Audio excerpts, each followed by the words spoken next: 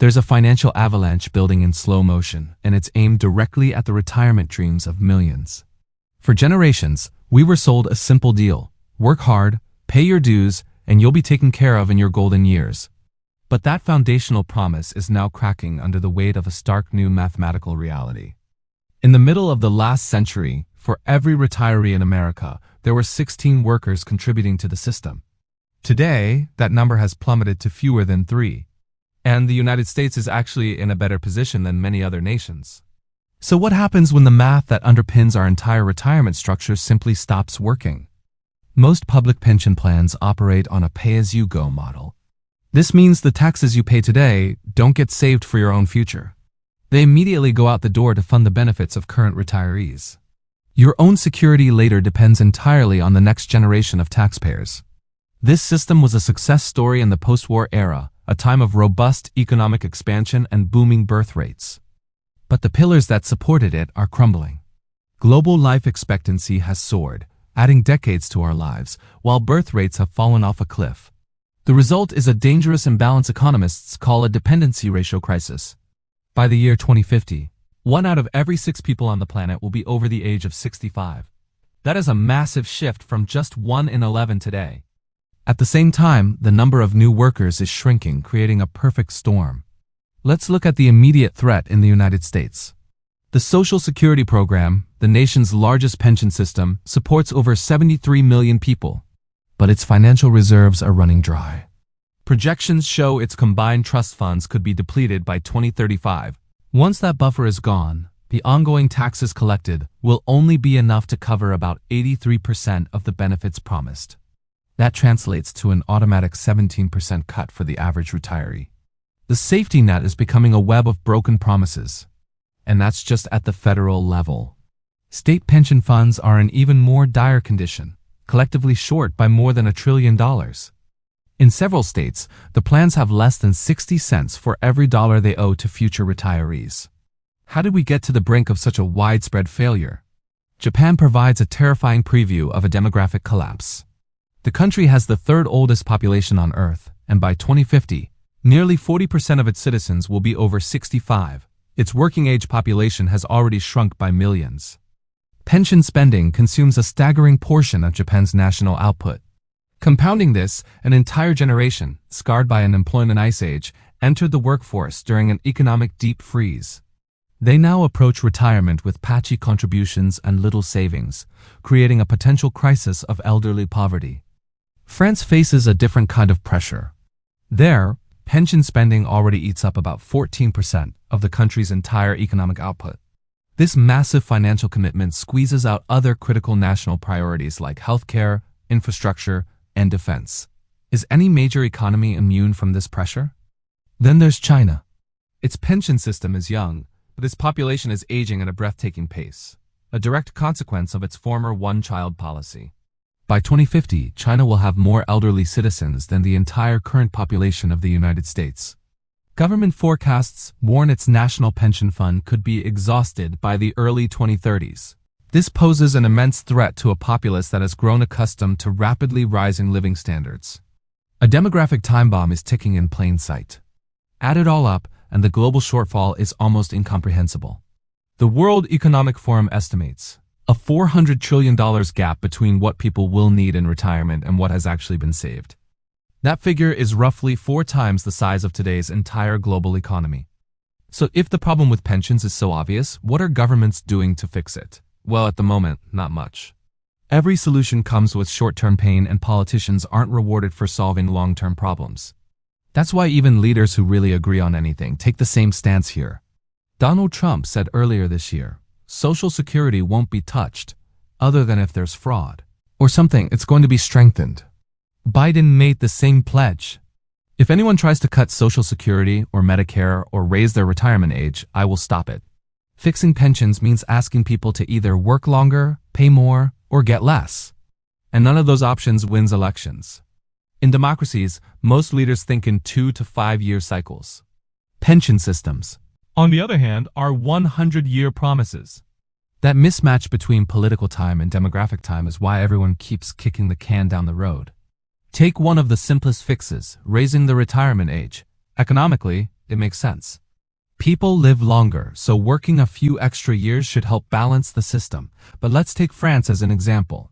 When the government raised the retirement age from 62 to 64 in 2023, millions of people took to the streets. Garbage piled up in Paris, strikes shut down trains and schools, and approval ratings for President Macron plummeted. Even though France spends more of its GDP on pensions than most other countries, voters saw the reform as a betrayal of a hard-earned right. So raising the retirement age has proved challenging. So then the second option is cutting benefits. Again, it works on paper. If there isn't enough money, you reduce payouts, but in practice, it risks pushing millions of seniors into poverty.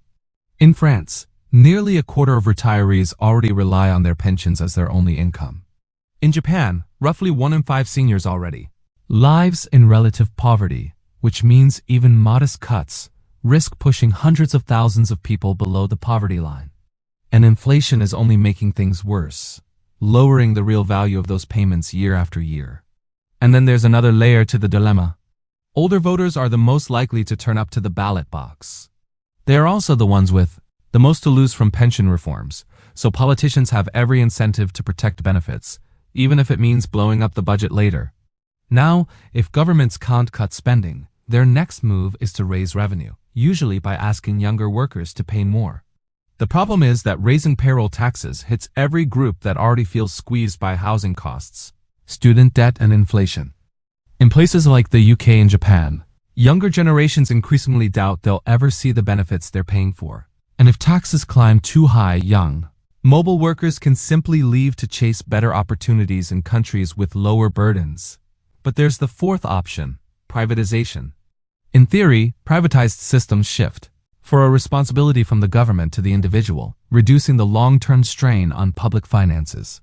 Chile tried this back in 1981. It replaced its state pension system with the private retirement accounts managed by investment firms, and for a while it looked like a success. The model was praised internationally and even inspired parts of pension reforms in Latin America and Eastern Europe. But over time, cracks started to appear. Many workers couldn't afford to contribute enough, and market downturns slashed returns. The result was that pensions were far smaller than promised, and the people of Chile took to the streets to protest and demand reform. The Chilean government eventually had to step back and guarantee minimum payments, essentially re-socializing the system it had once privatized.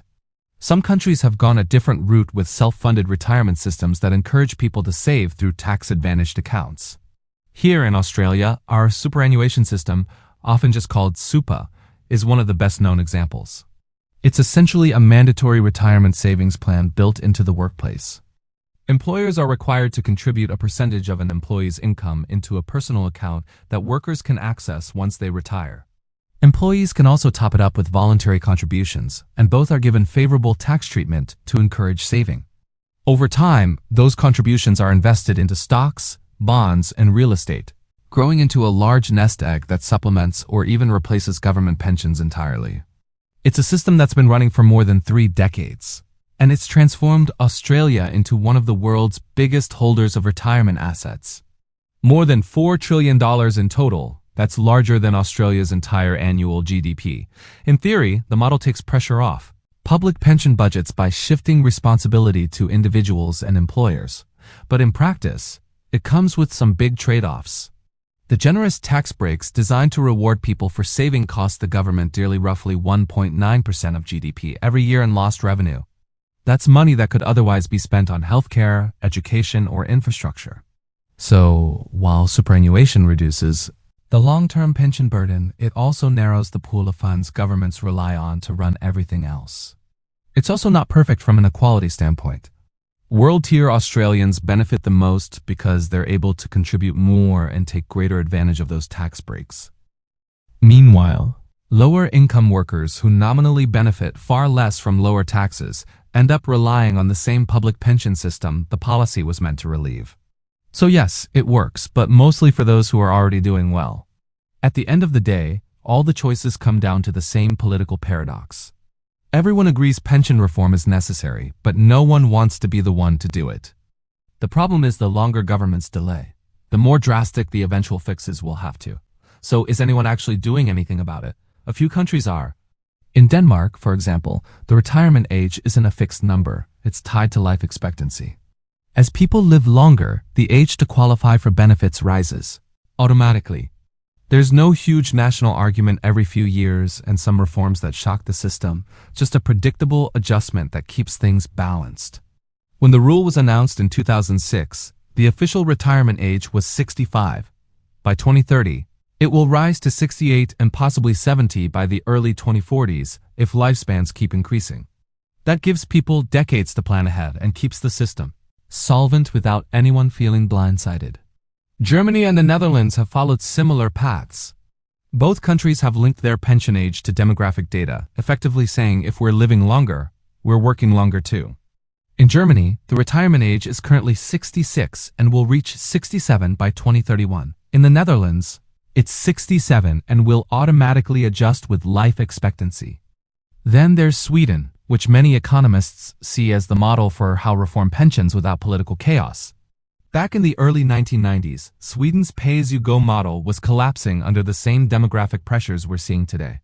Lawmakers realized they had two options: wait for the system to implode or rebuild it entirely.